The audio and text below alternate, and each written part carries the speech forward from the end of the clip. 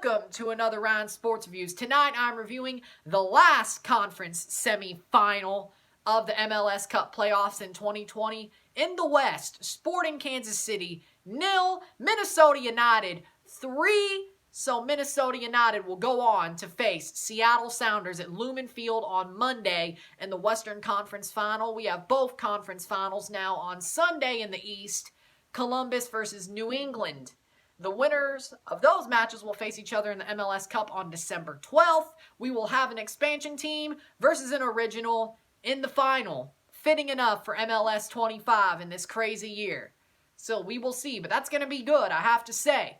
The goals were scored as follows. In the 27th minute, Kevin Molino gets the ball in from Emmanuel Reynoso. He puts it in. Amazing cross. Amazing pass in. Kevin Molino takes a tap in past Tim Melia. Kind of goes off his hand, but a little bit past it like the fingertips and in. That is 1-0. Then in the 35th minute, Kevin Molino again has the ball at his feet. Hits a scissor kick past Tim Melia. Far post and in. That is 2-0. Then in the 39th minute, Emmanuel Reynoso delivers the corner kick. DeBossi heads it in on the near post past Melia. That's all they would need. 3-0 Minnesota. And Kansas City did not come out to play tonight. They only played for like the first 15 minutes. But as Minnesota grew into the match, Kansas City played down to them again. Kind of like how they played down to San Jose, but they could not save themselves this time. They could have scored 2 goals, but they didn't. And you know what? Deservedly so, because they played like trash the rest of the match. People were like, oh, Kansas City dominated Minnesota off the pitch. No, they didn't. Maybe for the first 15 minutes, but as the game went on, Minnesota started dominating. Adrian Heath's side actually had tactics. They actually pressed forward. They didn't sit back, because they knew if they sit back, they would have lost this game. They started going forward. They started attacking. They started playing hard. Pretty much the way an Adrian Heath side would, just like they did at MLS's back, and they won. They won. Now they're in the Western Conference Finals. The stats are as follows. 19 shots to 13. 5 shots on target to 8. 51% possession to 49% possession. 427 passes to 434 passes. 75% pass accuracy to 76% pass accuracy. 12 fouls to 20 fouls.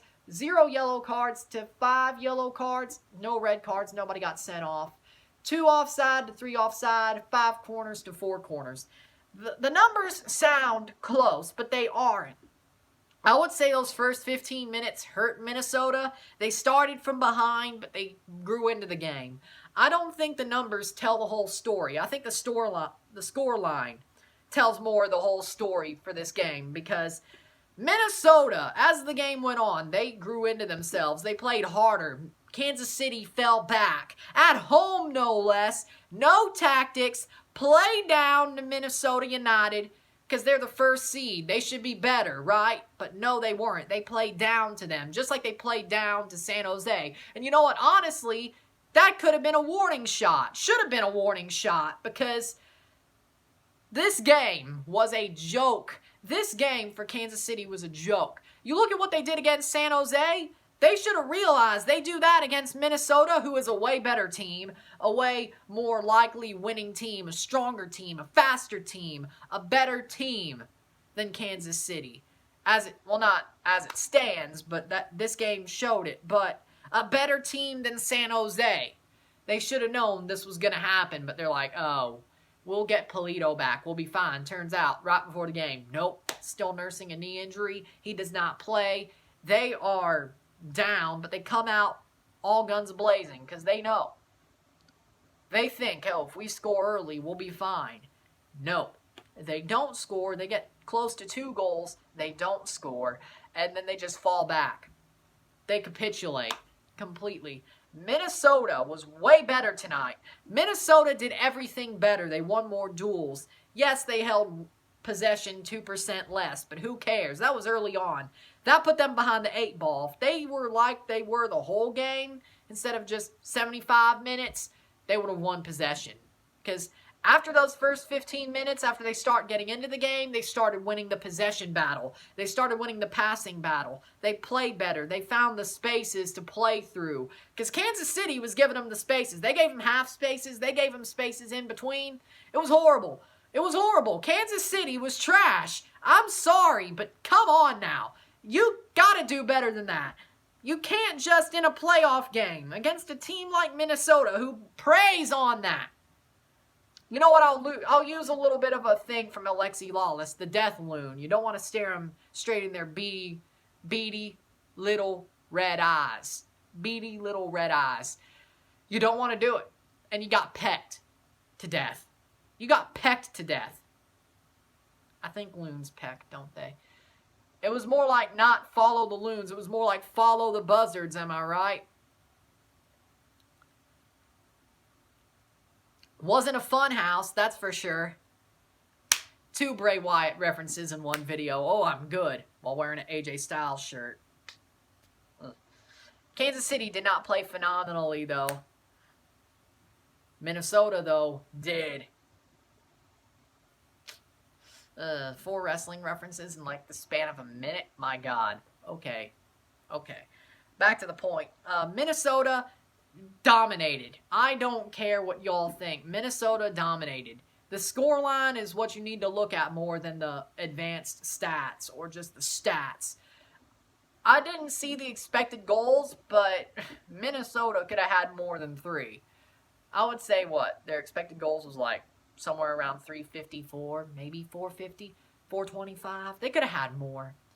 Honestly, Kansas City, yeah, they could have had 2, but even if they'd scored 2, they could have had more. Minnesota, they probably would have still won this game. That's how bad Kansas City played after the first 15 minutes. Even if they scored those 2 goals, Minnesota probably would have still won this game and come back. Because that's how bad Kansas City played after the first 15 minutes. They didn't care. They stepped back. They went back. They didn't play. They had no tactics. They played down to them. They capitulated. I'm sorry. They capitulated. I cannot say that was a good performance. That was a horrible performance. That's like what Toronto's been doing for a while. No tactics, just vibes. That's that. Except they don't have the great players to save them. They only have Johnny Russell, Busio, which is becoming a great player. I'm not saying he isn't, but he's no Pozuelo. He's no Piatti. He's no Akinola. I'm being honest here. Let's calm down. It's true. Calm down. He's not world class. Alejandro Pozuelo is world class. Io Akinola will be world class. He's getting there. Pablo Piatti, I mean, he was second to Messi in La Liga before he became a really injured player, so you know. World class. Try me. I don't care. Busio and Russell? No. Where was Daniel Shalhoub? Where? Nowhere? Okay, good. Not good, but you know what I mean.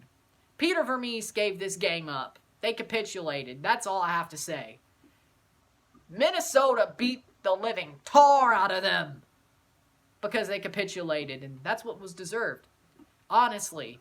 So, with that said, I have to say 2 things. Something that was awesome about this game was that there was a player from Jackson, Mississippi playing in this game, which is cool. Subbed in for Reynoso.